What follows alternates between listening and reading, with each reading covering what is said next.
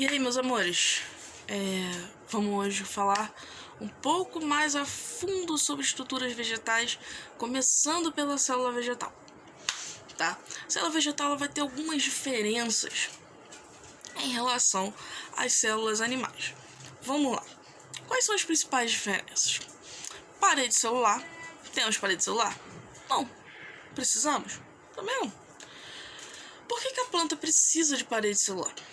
Porque ela precisa impedir que tenha uma perda de água para o meio de uma maneira excessiva. Por quê? Você já viu uma planta andando por aí? Se vê, sai correndo. Porque não é legal. Eu seria. Ela sai correndo? Não. Ela se move? Assim, sai do sol? Não. Ela até precisa muito do sol. Mas ela pode desidratar, né? Perder muito líquido. E ela tem esqueleto? Não mesmo. Então ela precisa ter uma resistência maior, né? Você pega uma folha, um galho, aí você quebra, faz crack, né? Ela por quê? Porque tem a celulose ali, né? Formando aquela parede celular, e aquela parede celular ela gera uma rigidez, ela fica mais firme, tá? E impede que perca muita água pro meio por conta da alta exibição, alta exposição ao sol, né? Então nós humanos, temos cloroplasto? Não temos. Por que não temos? Fazemos fotossíntese? Não. Então, temos necessidade de ter? Nenhuma. Tá? Então, o vacúolo. O vacúolo é uma bolsa, né, que vai acumular uma cavidade que vai ser composta por uma substância chamada de tonoplasto, que vai conter um suco celular. E nesse suco ele vai armazenar determinadas substâncias, né? Tanto de reserva quanto de resíduos, né? Então, amido, proteína, lipídios, né? Taninos, né? Que vão dar vão impregnar a parede celular. Os plastos vão ser originados pelo protoplastídeo, desculpa, né? E vai ter configurações diferentes. Por exemplo, o cloroplasto ele vai ter a clorofila e vai fazer a fotossíntese. Os cromoplastos são coloridos, que vão ter pigmentos, vão ter estrutura irregular e que vão dar origem ao cloroplasto. Os cromoplastos dão origem ao cloroplasto. Por quê? Porque eles vão armazenar e vão produzir pigmentos, né? Como os carotenoides. Na cenoura, né, o que dá coloração laranjada é um tipo de carotenoide, um beta-carotenoide, e as xantofilas, que vão dar cor às flores e frutos, né? A clorofila também é um carotenoide. Os leucoplastos, que são incolores e servem para acumular substâncias diversas, né? São como se fossem pequenas bolsas que vão acumular proteínas, amidos, lipídios, né? Então, dependendo do que eles acumulam, eles vão ter nomes diferentes. Oleoplastos vão armazenar água? Não, óleo. Proteoplastos, proteínas. Amiloplastos, amido. Fica a dica. Os estômatos são pequenas aberturas na epiderme das plantas que vão abrir e fechar e vão ajudar a fazer a evaporação, a hidratação daquele limbo na folha, né? E vão ajudar na respiração.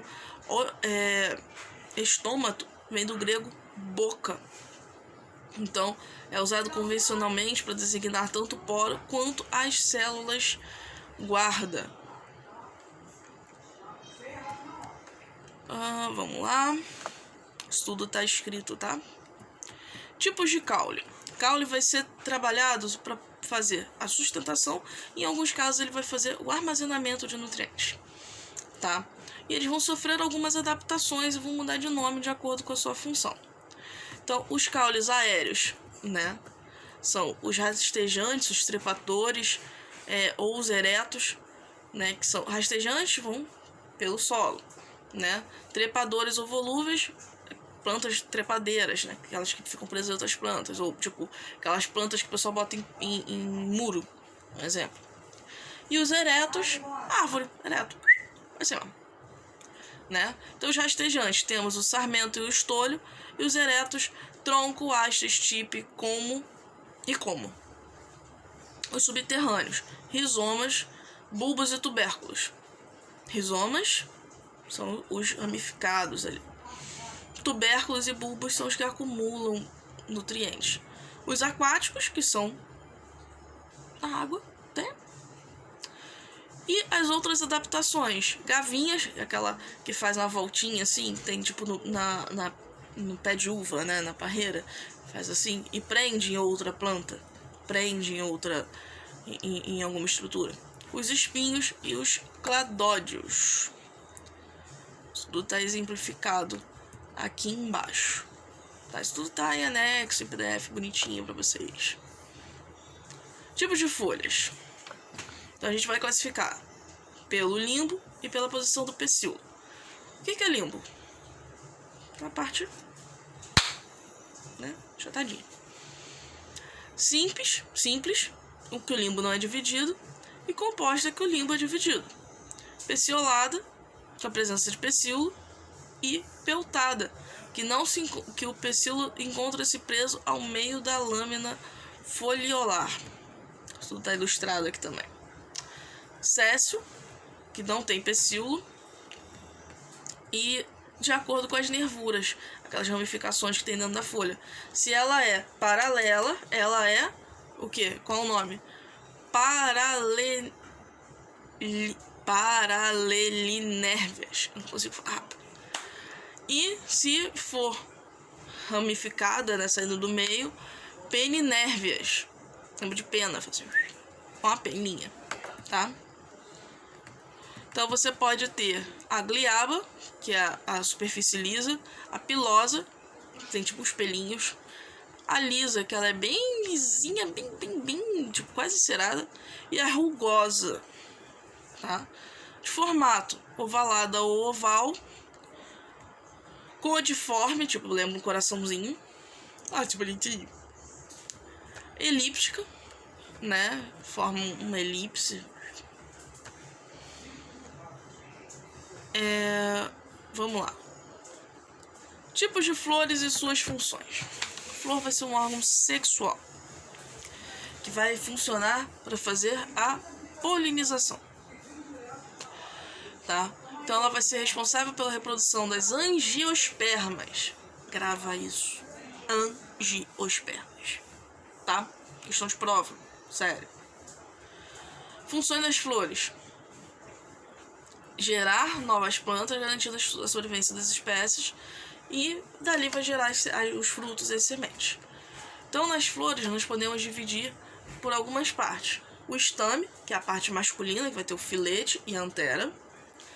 O carpelo, que é a parte feminina, né, composta pelos estiletes, estigma e ovário, é a parte feminina da flor.